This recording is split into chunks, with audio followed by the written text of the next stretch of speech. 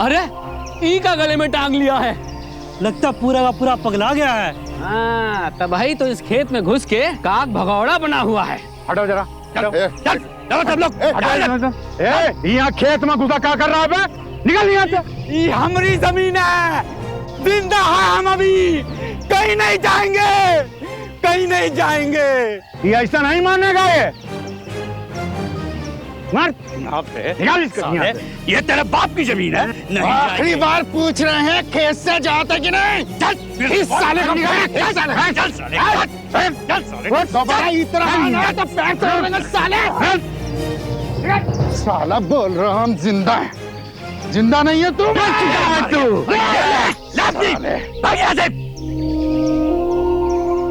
ये बड़ी हैरत अंगेज घटना। एक जिंदा चलता फिरता आदमी कभी ये नहीं कहता कि मैं जिंदा हूं, और कितनी हैरानी की बात है कि उस भीड़ में वो आदमी अपने गले में तख्ती लटकाए ये कह रहा है कि वो जिंदा है। आखिर क्या हुआ कि उसे बार बार ये कहना पड़ा, अपने जिंदा होने का सबूत देना पड़ रहा था। और जाहिर है उस भीड़ में कुछ लोग उसे पागल भी समझने लगे। शारीरिक रूप से वो विकलांग था। जैसे ही उस आदमी ने उस खेत पर अपना हक जताया, उसे बुरी तरह से पीटा गया। आखिर कौन था ये आदमी, और ये लोग उसे इतनी बुरी तरह से क्यों पीट रहे थे? ये मामला बड़ा ही पेचीदा हो रहा था। उत्तर प्रदेश गोंडा जिला के एक छोटे से गांव केशवपुर के श्याम विलास यादव की कहानी। बात नवंबर 1996 की है। श्याम इसी गांव से रोजी रोटी की तलाश में मुंबई चला गया था। कई सालों से वो वहीं पर मुंबई में था, और फिर एक दिन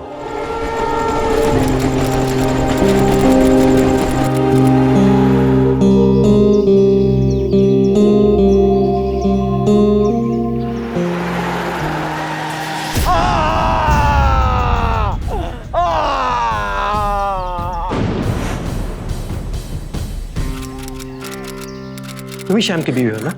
जी हाँ।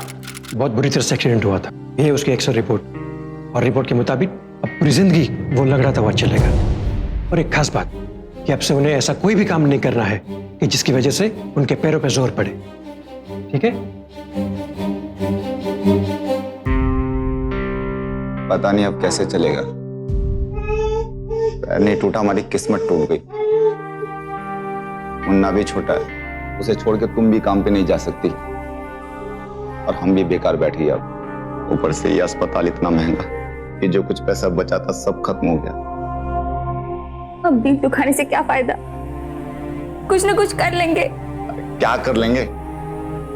कुछ आता जाता भी तो नहीं, और पढ़े भी तो 6 क्लास तक। हम तो कब से कहे आपसे वापस गांव ही चलते। इतना दिन से जो पैसा कमाया गांव ही तो भेजते आए चाचा जी को जमीन खरीदने के लिए। इतना दिन हो गया गांव जाके। बाबूजी मरे तब भी गांव नहीं जा पाए, उस ठेकेदार के कारण। हाँ हाँ, अब बस हो गया ये दिल्ली बम्बई, वापस गांव चलते। जमीन है अपनी, कुछ ना कुछ कर लेंगे। ठीक है, अगले हफ्ते चलते हैं गांव।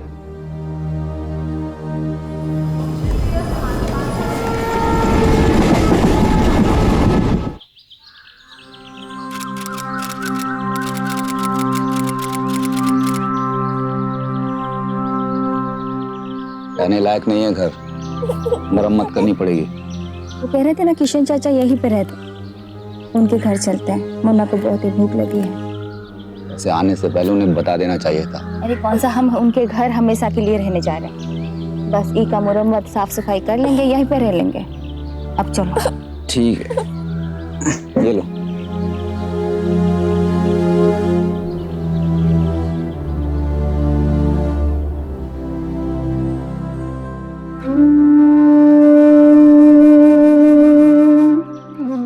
ये देखो, ये है हमरे चाचा का घर।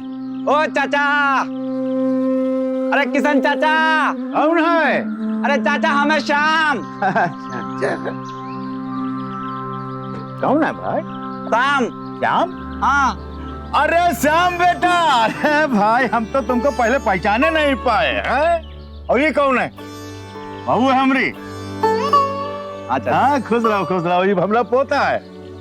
अरे फिरजू की अम्मा, देखो कौन आवा है। देखो श्याम आए भाई। राम राम चाची। अरे खुश रहो बेटा। अभी बहू है तुम्हारी? हाँ अरे बड़ी अच्छी बहू लाए हो श्याम। हाँ। अरे कुछ निकालो ना, का मुंह दिखाई नहीं देता। अरे ले काहे नहीं, ये बार बहू आई है। ये लो बेटा मुंह दिखाई। शाबाश। हाँ खुश रहो, आओ चलो बैठो श्याम, आओ हाँ। बैठे। श्याम बेटा बैठाओ। बस अब तुम लोग के लिए ना हम चाय नाश्ता लेकर के आते हैं। हम भी आपके साथ चलते हैं। आ रहे हैं, आ जा। चाचा, ये सरजू और बिरजू भैया दिखाई नहीं दे रहे। अब सरजू तो गए हैं खेत में और बिरजू गए हैं शहर, सब इंस्पेक्टर हो गए हैं ना। अच्छा। यही खातिर आना जाना लगा रहा था, अब कल आई हैं। बहुत बढ़िया। अरे सरजू देखो कौन आया है, देखो पहचाने नहीं का।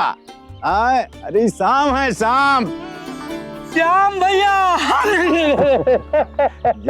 अरे अचानक कैसे आना हो गया भैया? बस भैया मिलने चले आए। हाँ, और शहर में सब ठीक है ना? सब बढ़िया। हाँ, हाँ, बैठिए बैठिए। अरे ये पैर को कहाँ हो गया? कछु नहीं भैया, बहुत भयंकर एक्सीडेंट हो गया था। एक्सीडेंट? अरे हाँ हो, तो देखे नहीं। अरे कैसे एक्सीडेंट हो गया? चाचा काम पे जा रहे थे और उधर से गाड़ी आई और टक्कर मार के निकल गई। रे राम, आज तो वैसे तो शहर में बहुत ट्रैफिक होता है ना, तो अपना ख्याल खुद ही रखना चाहिए, है कि नहीं?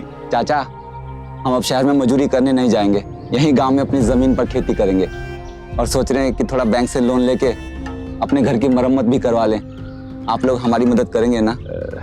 हाँ, काहे नहीं करेंगे तुम्हारी मदद। अरे हम लोग मदद नहीं करेंगे तो कोई बाहर वाला आके करिए का? हाँ?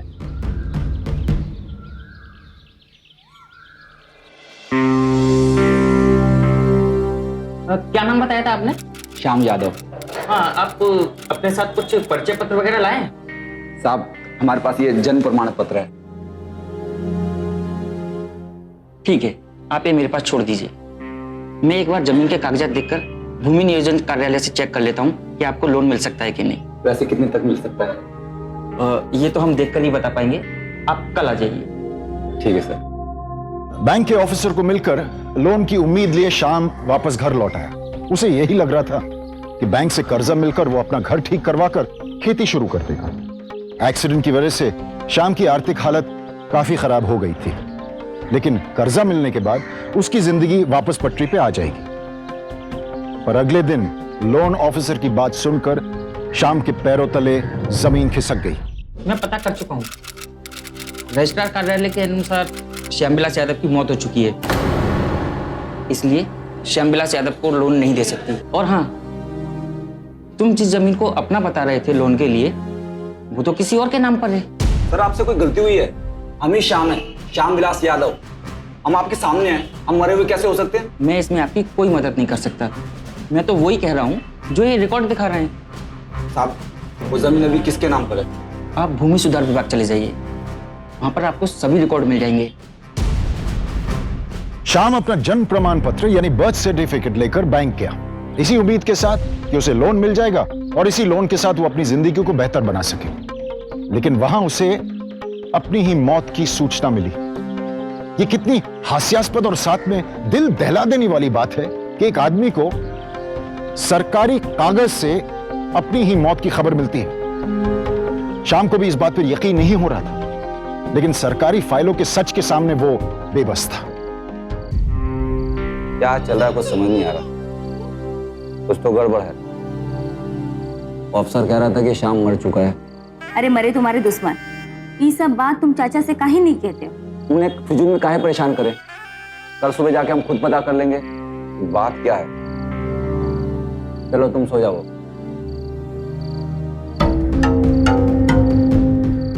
कल तक काम हो जाना चाहिए, दोनों गलती ना करना, समझो? हाँ, फिर जिस कहते हो सुबह सुबह आ जाए। चलो अभी चलिए। श्याम शर्मा, श्याम सिंह, श्याम कुमार, श्याम व्यास यादव, ये रहा। हाँ सर। हमारे रिकॉर्ड के हिसाब से तो तुम मर चुके हो। अरे सर सब यही बोल रहे हैं, मगर हम ही श्यामविलास हैं, हम आपको मरे हुए लग रहे हैं। अरे हमारे लगने से क्या होता है? अरे जो हमारे कागजों में दर्ज होगा हम उसे ही मानेंगे ना। अरे कुछ लोगों ने तुम्हें मरा हुआ साबित किया होगा और उन्हीं लोगों ने तुम्हारी सारी जमीन जायदाद अपने नाम करा ली हो। आप अभी वो जमीन किसके नाम पर है? जिंदा नहीं छोड़ेंगे उसे भी। किशन कुमार यादव के नाम पर है तुम्हारी सारी जमीन। कितनी अजीब बात है ना कि आप जीवित होते हुए भी कानूनन रूप से मृत हैं। अब श्याम अपने आप को जीवित साबित कैसे कर पाएगा? उस दिन वो भूमि नियोजन कार्यालय से बड़े गुस्से में निकला और सीधे पहुंचा अपने चाचा किशन के घर उससे बात करने। लेकिन चाचा के दिमाग में कुछ और ही चल रहा था। चाचा जी, ये क्या कह रहे हैं आप? कैसे हम आपके घर में रह रहे? चाचा ने हमको मुंह दिखाई भी दी। अब आप ही कह रहे हैं आप हमें नहीं जानते। साले बेहरूपी हो तुम लोग। कल हम थे नहीं तो तुमने सोचा कि हमारे सीधे साधे बाबूजी को ठग ले। चुपचाप निकलो यहाँ से, वरना 2 मिनट में अंदर करवा देंगे, समझो? चलो निकलो। अरे चाचा, अरे शर्म करो चाचा, झूठ बोल के हमने जमीन अपने नाम करवा ली। अरे तुम्हारी हिम्मत कैसे हुई बिना हमरे मरे हमें मारने की? और तू कहेगा कि तू श्याम है तो क्या हम मारे लगे बेवकूफों की तरह? क्या सबूत है तुम्हारे पास कि तुम श्याम हो? अरे हमारा भतीजा श्याम 10 साल पहले मर चुका है। क्या भाइयों, 10 साल से तुम लोग देखे हो श्याम को यहाँ पर? तो बताओ। भाइयों, हम ही शाम है। 10 साल पहले मेहनत मजदूरी करने के लिए हम मुंबई चले गए थे, इसलिए इस बीच आ नहीं पाए। मगर इन मक्कारों को हम हर महीने पैसे भेजते रहे ताकि हमारे लिए जमीन खरीद सके, और अब ये उसी जमीन को हथियाने के चक्कर में है। साले झूठे, तेरी इतनी हिम्मत, तू हमारे परिवार को भला बुरा कहेगा? साहब, मारने पीटने से कुछ हासिल नहीं होगा। इसका फैसला ग्राम पंचायत करेगी। ठीक है, करा दो पंचायत को फैसला, जो होगा देख लेंगे। अभी तो सर जो निकाल के भगा गई यहाँ से। अरे हम तो इका देखे भी नहीं थे। 4 साल पहले हमारे भैया ईश्वर गुजर चुके हैं, और गुजरे से पहले वो जमीन वो हमारे नाम लिख करके गए। अब पता नहीं कौन ही बहरूपिया हुआ है जो अपने आप को ईश्वर भैया बेटा कहता है, जबकि हमारा भतीजा श्याम वो तो पता नहीं कब का मर चुका है। सरपंच काका, ये देखिए, ये हमारा जन्म प्रमाण पत्र, ये हमारे बाबूजी की फोटो। आप तो बाबूजी को जानते थे ना, हम झूठ नहीं कह रहे हैं। आप ही कुछ कर सकते हो, सब आपकी बात मानते हैं। भाइयों, मुझे तो लगता है झूठ बोल रहा है। और हमें तो लगता है ये शाम ही है। अरे हमें तो देखते ही पहचान गया। लेकिन बोले कौन कि किशन का बेटा दरोगा है, कहीं हमें फंसा ना दे। 10 साल का अरसा बहुत लंबा अरसा होता है, और ये जन्म प्रमाण पत्र और जमीन जायदाद के मामले पंचायत के अधिकार क्षेत्र से बाहर के हैं। तब हम क्या करें? देखो, तुम्हारा मृत्यु प्रमाण पत्र रजिस्ट्रार ऑफिस में बना है? तो तुम वहीं जाओ, वही कुछ करेंगे।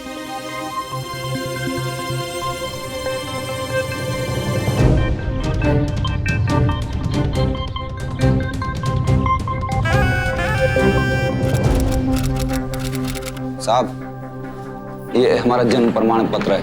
हमारा नाम श्याम विलास यादव है। अब देखिए ना, हम जिंदा हैं और वो हमें मरा हुआ घोषित कर रहे हैं। देखो, ये अकाउंट ऑफिस है। आप ऐसा कीजिए, आगे चले जाइए, ठीक है? ये भी रखिए अपने पास।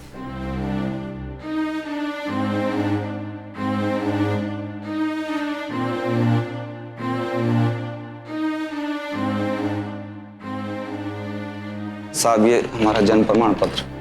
हमारा नाम श्यामलाल यादव है। श्याम विलास यादव, हाँ 1 मिनट।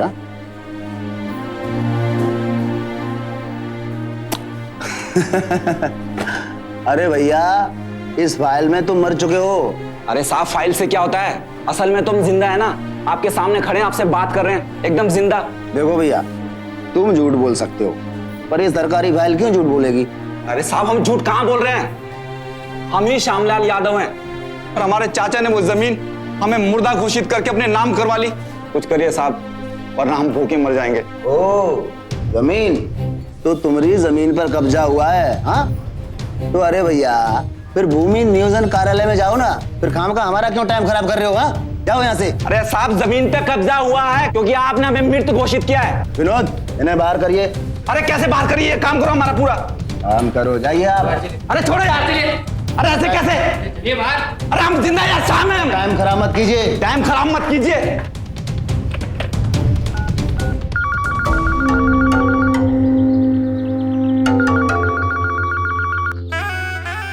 सरपंच जी। हाँ, अरे ये श्याम तो बड़ा जिद्दी आदमी था, थोड़ा खर्चा पानी बढ़ जाएगा सरपंच जी। हाँ, 1 मिनट। अरे तुम चिंता मत करो, कल सुबह तक आपका माल आपके पास पहुंच जाएगा। धन्यवाद सरपंच जी। हो सकता है ये आपको अविश्वसनीय, अजीब लगे, लेकिन अफसोस ये बहुत आम बात है। और इस दुखद और घिनौने काम के पीछे कारण क्या है? कारण बहुत साफ है। अपने रिश्तेदार या नजदीकी लोगों को मृत घोषित करके उनकी संपत्ति पर कब्जा कर लेना। कई लालची रिश्तेदार बड़ी आसानी से घूस देकर किसी को भी मृत दिखा देते हैं और फिर उनकी जमीन जायदाद अपने नाम करवा लेते हैं। श्याम के साथ भी ऐसा ही हुआ। मोटी रिश्वत के बल पर चाचा किशन ने उसे मृत दिखाकर उसकी जमीन हड़प कर ली। 2 हफ्ते और बीत गए। श्याम के पास ना तो रहने की कोई जगह थी, ना ही रोजी रोटी का कोई आसरा। वो किसी तरह से अपनी उसी टूटी झोपड़ी में रह रहे थे। पर किशन को यह भी मंजूर नहीं हुआ और एक दिन उन्होंने उसको, उसकी पत्नी और छोटे से बच्चे को वहां से भी निकाल फेंका। श्याम गांव में हर किसी के पास मदद मांगने गया, पर सभी को किशन और बिरजू का डर था। श्याम बेटा, आजकल सरपंच और किशन की आपस में बहुत घुट रही है और उसका बेटा बिरजू हमारे यहाँ का कोतवाल हो गया है। उनके डर से कोई भी तेरे साथ खुलकर नहीं आ सकता। एक काम क्यों नहीं करता श्याम?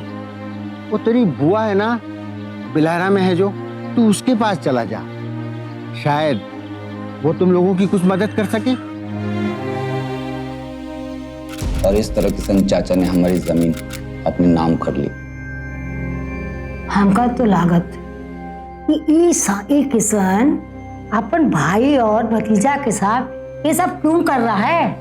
पर आप ये तो मानते हैं ना कि हम ही श्याम है। अरे हम बूढ़ा जरूर हो गए हैं, लेकिन अभी भी हमार आंख और दिमाग दोनों दुरुस्त हैं, दुरुस्त। हाँ, अरे अरे मुन्ना, अरे ये मुन्ना का शक्ल देख के तो हमें और बचपन याद आई गवा।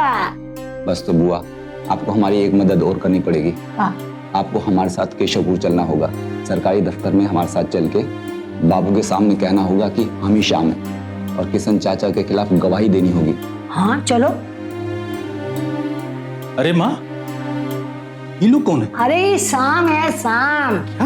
ईश्वर मामा का बेटा। ईश्वर का श्याम? माँ तो सठिया गई है। अरे उम्र हो गई तुम्हारी। श्याम बहुत ही पहले मर चुका है। अब कौनो बहरूपिया आके तुमको कुछ भी बोलता है, फट से मान लेती हो। अरे मोहन, हम मरे नहीं हैं। ये जगह नौटंकी नहीं। चल भाग यहाँ से, निकल निकल नौटंकी। अरे बुआ, बुआ हम ही श्याम है। चल जल्दी निकल। मानो मोहन। अरे बुआ हम ही श्याम है। अरे मोहन हमारी बात मानो। माँ माँ, तुम सठिया गई हो, तुम्हारी उम्र हो गई है, तुम कुछ नहीं समझती हो। किशन मामा ही ठीक है, इसके साथ आगे क्या मिलेगा? हैं? अरे उनका बिरजू आया था फैक्ट्री पे, बोला हमने मदद की तो हमको भी जिंदा मरवा देगा, फिर रोती रहना। नहीं मां नहीं, हमको इस सब झंझट में नहीं पड़ना है। शाम को लगा कि बुआ उसे जरूर पहचान लेगी और वो बुआ को गवाह के तौर पर पेश कर सकता है, लेकिन वहां भी उसे निराशा ही हाथ लगी। तमाम कोशिशों के बावजूद श्याम अपने जिंदा होने का सबूत नहीं ला पा रहा था। उसकी हर कोशिश नाकामयाब हो रही थी और इसके कारण वो बेचैन और हताश हो रहा था। और इसी बेचैनी की वजह से श्याम ने सोचा कि उसे कुछ अलग, कुछ हटकर करना चाहिए, ताकि ऊंचे कुर्सी पर बैठे लोगों का ध्यान उसकी तरफ खींच जाए और वो अपनी बात उन तक पहुंचा सके। अरे मर गए रे, अरे मार दिया रे, अरे मर गए रे, अरे मार दिया हमको। अरे भाई, कौन मर गया है और इसे स्मशान ले जाने की जगह इसकी चिता यहाँ क्यों लगा रहे हो? अरे अपनी मौत का शोक मना रहे हैं। और शमशान कहाँ जाएं? शमशान में तो असली मुर्दे जलते हैं। हमें तो सिर्फ फाइलों में मारा है, और जिस दफ्तर ने हमें मारा है उस दफ्तर के सामने चिता से अच्छी जगह और क्या हो सकती है? पागल है ये तो। अरे क्या पागल है? जिंदा आदमी को ऐसे मार डालेंगे तो ऐसा ही होगा ना।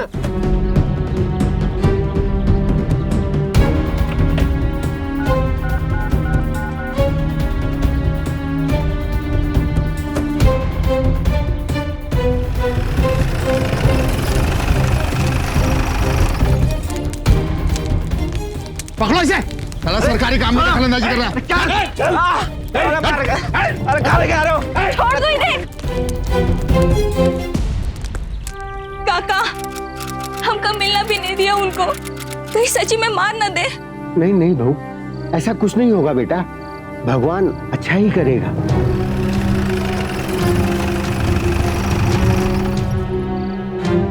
अरे ये क्या? श्याम, ये क्या हो गया? श्याम बेटा, अरे क्या हो गया? पानी लाओ, पानी लाओ। अरे ये तुम्हारा माथा। ओहो, कितनी बुरी तरीके से इन दुष्टों ने तुम्हारी ये हालत की है। ये हाँ, हाँ लाओ, ले बेटा पानी पी। क्या हो गया आपको? कितना समझाया हमने श्याम तुमको कि उन दुष्टों से मत भिड़ो। कितना लग गया आपको? वो किशन नाम का राक्षस तुम्हें मार ही डालेगा, तुम्हारी जान ले लेगा। अब तुम ही समझाओ इसे। अरे ना, हम ठीक है हम संभल के, चिंता मत करो, संभल के। चिंता मत करो, कुछ नहीं हुआ हमको, कुछ नहीं हुआ। अच्छा ठीक है, इधर आओ, इधर आओ हमारे साथ। आओ इधर बैठकर हम तुम्हें समझाते हैं। हाँ, बैठ जाओ, यहीं बैठ जाओ। हाँ हाँ, धीरे से, धीरे आहिस्ते। श्याम बेटा, जो आज नहीं हुआ जरूरी नहीं कि वो कल नहीं होगा। वो लोग बहुत ही शैतान लोग हैं। और फिर बेटा समझने की कोशिश करो, तुम्हारे साथ बहू है, छोटा मुन्ना है, इनकी जिम्मेदारियां हैं, और न रहने के लिए घर है और न कोई काम। मेरी बात मान बेटा, मेरी एक चाय की दुकान है, मेरी उम्र अब ज्यादा हो गई है, ज्यादा काम मुझसे होता नहीं। उस दुकान को तू संभाल ले तो मेरी दुकान भी संभल जाएगी और तू 4 पैसे भी कमा लेगा।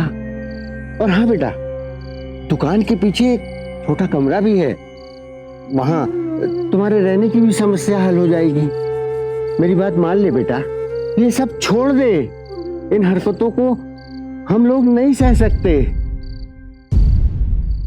श्याम अपने वजूद की इस लड़ाई को बीच में छोड़ने वाला नहीं था, पर उसे अपने परिवार की भी देखभाल करनी थी। इसलिए वो लक्ष्मण की उस छोटी सी चाय की दुकान पर काम करने लगा, जो कि हाईवे से लगी हुई थी। हालांकि यहां से शाम की ना के बराबर आमदनी हो रही थी, पर उसे और उसके परिवार को रहने भर को एक जगह मिल गई थी। बच्चे का बुखार अभी भी कम नहीं हुआ है, कम से कम इसी तो डॉक्टर के पास दिखा देते। पैसे नहीं है, एक काम करो, एक बार और हल्दी वाला दूध गर्म करके पिला दो। कल भी नहीं उतरा तो लक्ष्मण काका से पैसे उधार लेके डॉक्टर के पास चलेंगे। लाओ हम दो। शाम के जीवन में काफी दिक्कतें आ रही थी, पर उन सब के बावजूद उसने हार नहीं मानी। वो खुद को जिंदा साबित करने के लिए हर संभव कोशिश कर रहा था। जब उसे लगने लगा कि उस गांव में कोई भी उसकी मदद नहीं कर सकता, तो शाम वहां के आला अफसरों के पास अपनी फरियाद पहुंचाने लगा। अब उसकी पत्नी कांची चाय की दुकान की देखरेख करने लगी और शाम दिन भर इस दफ्तर से उस दफ्तर तक ठोकरें खाने लगा। कभी जिला परिषद, कभी रजिस्ट्रार ऑफिस, कभी डीएम कार्यालय। शायद ही कोई दफ्तर हो जहां शाम ना गया हो। बाबा के जाने के बाद कभी घर नहीं आया, बस पैसे ही भेजता रहा।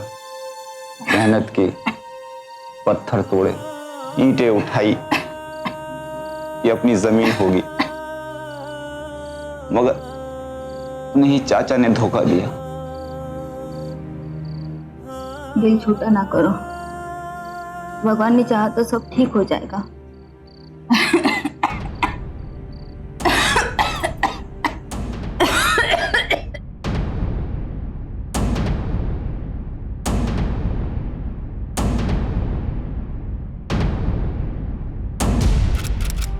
डॉक्टर साहब क्या हुआ?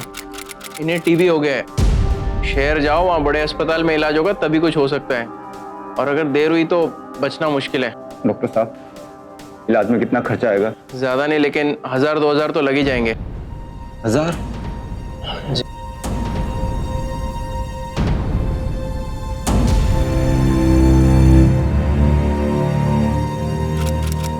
कुछ खा लो भाई, पूरी रात से कुछ खाए नहीं। अरे ले लो ले लो, दोनों में से एक का ठीक रहना जरूरी है।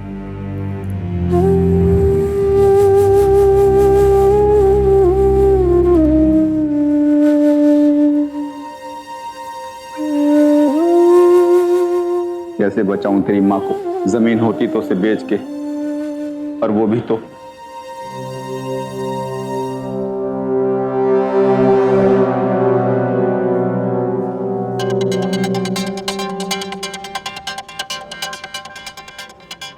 सरकारी कर्मचारी पर हमले के आरोप में एक व्यक्ति गिरफ्तार।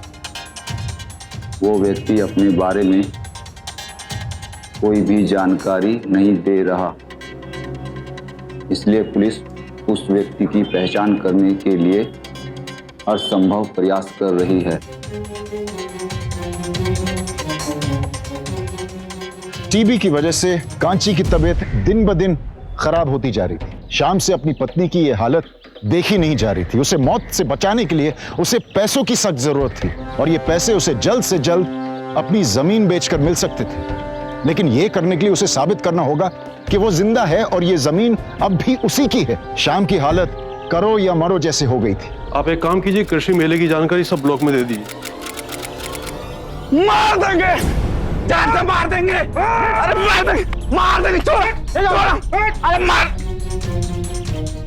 कुछ भी करके उसको निकाल वहां से, वरना हम सब तो गए। अरे डीएम साहब कल खुद आने वाले हैं मामले को देखने के लिए, और अगर उन्हें सच का पता चल गया तो तेरी नौकरी तो जाएगी, जेल भी हो सकती है। और सुन, राधेलाल जी का फोन आया था, कह रहे थे कि डीएम साहब दिल्ली जाने वाले हैं परसों कुछ दिनों के लिए। जब तक लौटेंगे सारा मामला ठंडा पड़ जाएगा। अभी के लिए तू देख ले बस। ठीक है। भरत सिंह, इसको इतना मारो कि कुछ बोलने के लायक ना रहे, ना ही इसकी शक्ल पहचानने के लायक रहे। बस इतना ध्यान रखना कि ये मरे नहीं।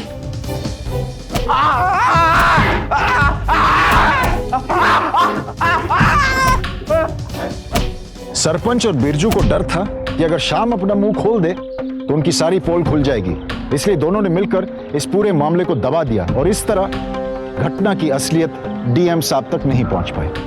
शाम की यह कोशिश भी बेकार गई।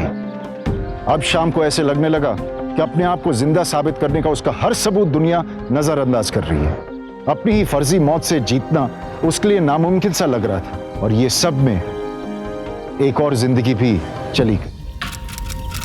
ये क्या हालत कर दी है उन लोगों ने तेरी श्याम।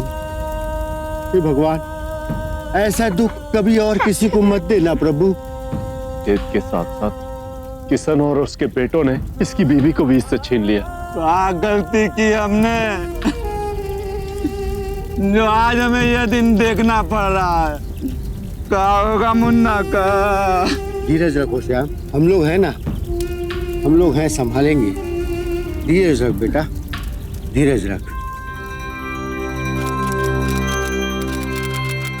ला, इसे मुझे दे दे, मैं इसे सुला देता हूँ। आजा बच्चा, आजा आजा आजा, लेट जा से। हाँ शाबाश। सो सो।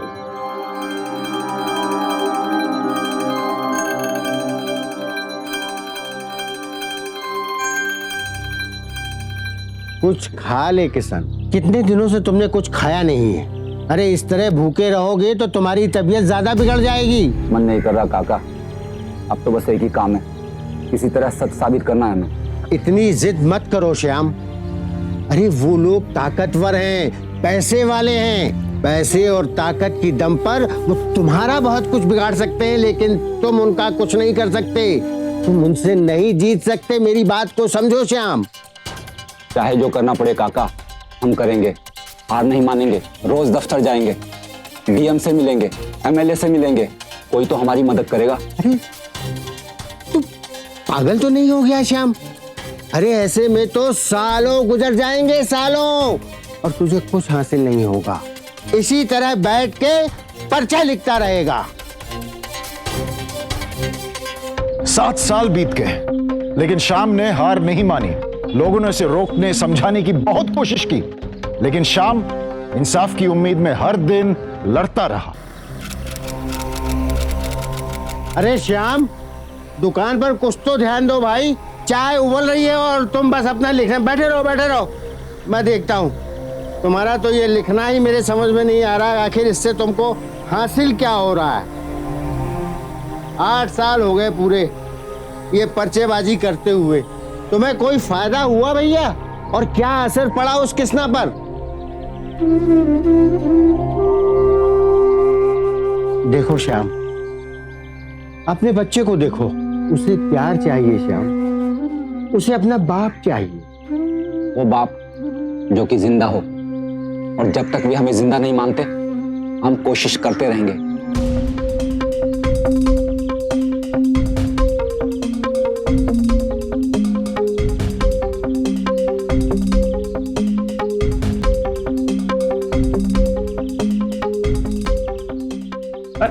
अरे ये फिर से आ गया यार।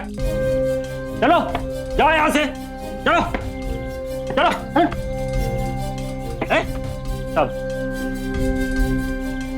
कौन था वो? साहब वही पागल आदमी फिर से पर्ची डाल गया। पर्ची? कौन सी पर्ची? सॉरी सब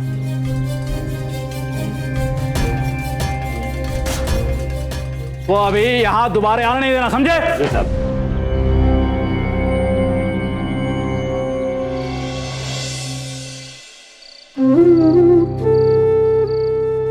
बाबा खाना खा लो, खाना रखा है।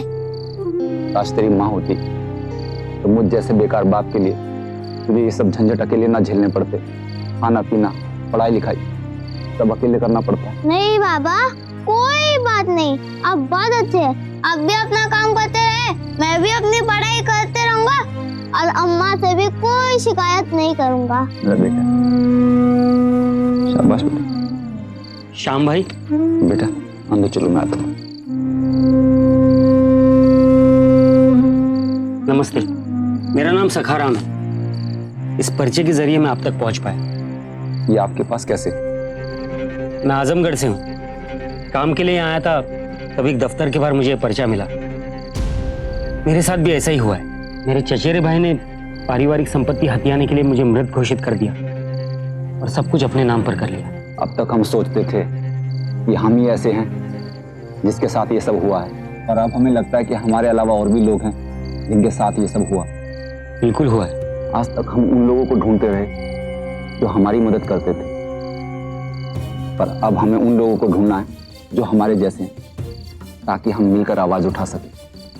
जोरदार आवाज, तब शायद सरकार तक हमारी बात पहुंचे, तब कोई सुनवाई होगी। सही कह रहे हो भाई, पर क्या सरकार हमारी बात को सुनेगी? सखाराम, क्या तुम इस लड़ाई में मेरे साथ हो?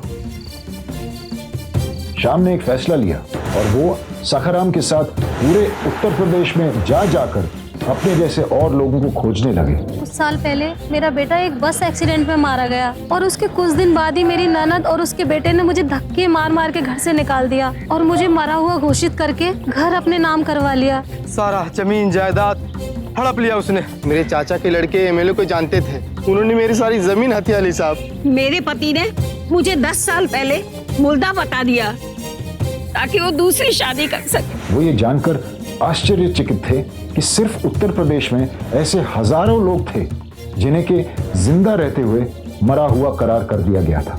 उनमें से कुछ लोग इसके खिलाफ लड़ रहे थे, पर अधिकतर लोगों ने इसके साथ समझौता कर लिया था। पर श्याम उन सभी लोगों से मिलकर उन्हें संगठित कर इसके खिलाफ आवाज उठाने के लिए निकल पड़ा था। धीरे धीरे काफी लोग इस लड़ाई में श्याम के साथ आ चुके।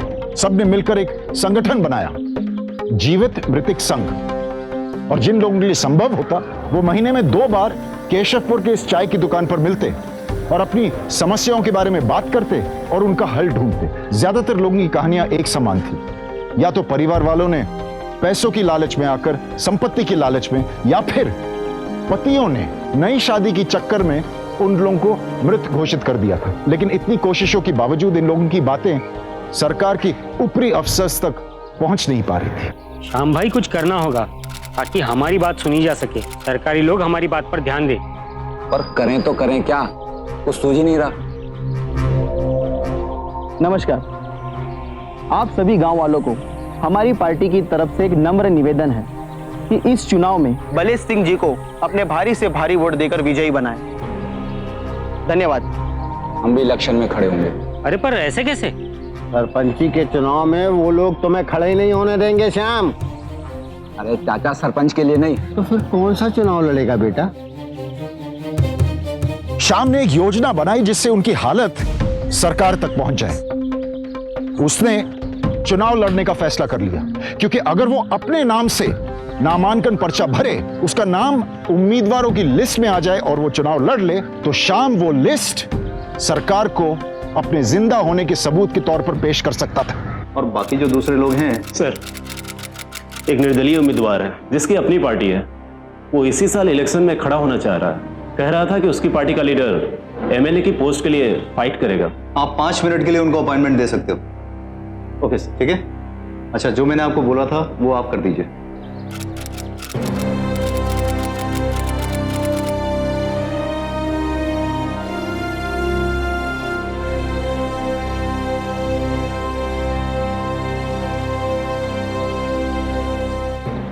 श्याम भाई। हाँ। किडनी बेचने की क्या जरूरत थी? वैसे भी इतने कमजोर हैं आप पहले से। हमें निर्वाचन आयोग में बुलाया है। उन्होंने कहा है कि चुनाव लड़ना है तो 10,000 रुपए जमा करने पड़ेंगे जमानत के तौर पर, नहीं तो हम चुनाव नहीं लड़ पाएंगे। आप पैसे भी हैं और आप लोगों का साथ भी। पर पैसों के लिए ये सब करने की जरूरत नहीं है ना, और भी रास्ते पैसे लाने के। हमें यही ठीक लगा। बेचारा पूरा का पूरा पगला गया है, दुख के कारण दिमाग खराब हो गया है। कहाँ पोस्टर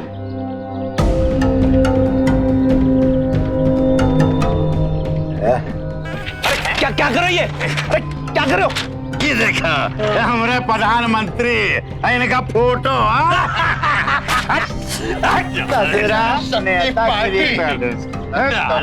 ये दीवार ही गंदा कर दे रहा है। बड़ा नेतागिरी झाड़ लगा है। क्या यही वो आदमी? यस। देखने से तो बिलो पॉवर्टी लाइन किसान लगता है। Yes sir. खुद को साहब क्या समझते हैं आप, जो विधानसभा चुनाव लड़ने की बातें कर रहे हैं? आप हैं कौन?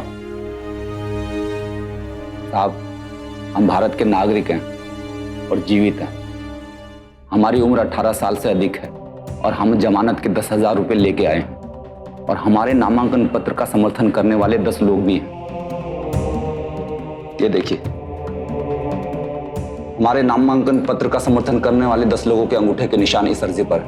देखिए, वो सब ठीक है, लेकिन आप ऐसा क्यों कर रहे हैं? हम सब यही चाहते हैं कि साबित कर सकें कि हम जिंदा हैं। सर, इस कागज के हिसाब से हम मरे हुए हैं, लेकिन एक मरा हुआ इंसान तो इलेक्शन नहीं लड़ सकता ना सर। तो हम ये चुनाव लड़कर ये सबूत देना चाहते हैं कि हम और हमारी पार्टी के सारे लोग, जिन्हें की फाइलों में और कागजों में मार दिया गया है, जिंदा हैं।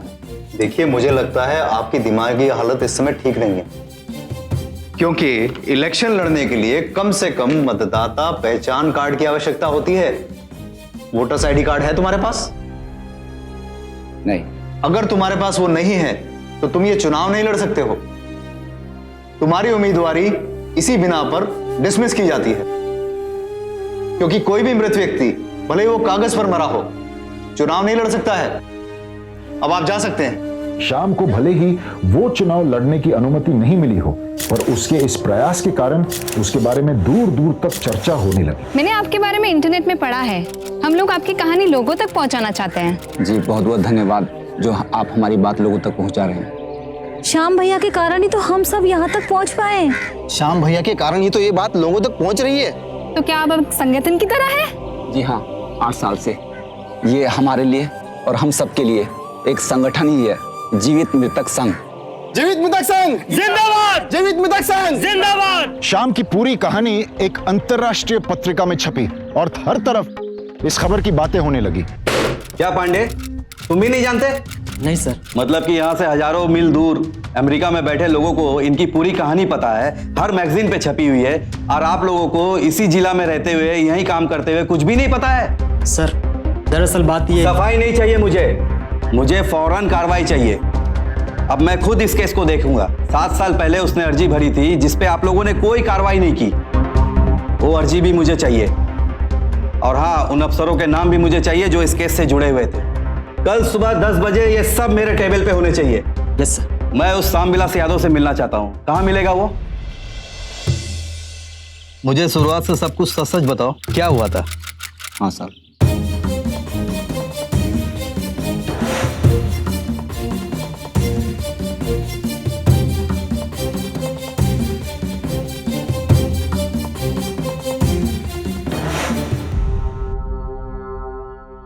श्याम, तुम निश्चिंत हो जाओ, मैं खुद ये मामला देख रहा हूँ। तुम्हें बहुत जल्द जीवित होने का प्रमाण पत्र मिलेगा। ठीक है, चलिए पंडित जी। जी सर।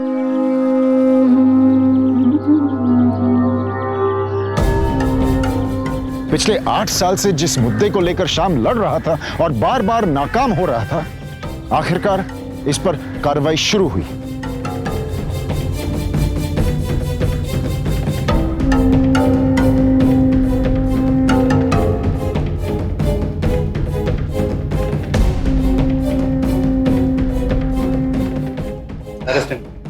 माफ कर दीजिए साहब, साहब माफ कर दीजिए।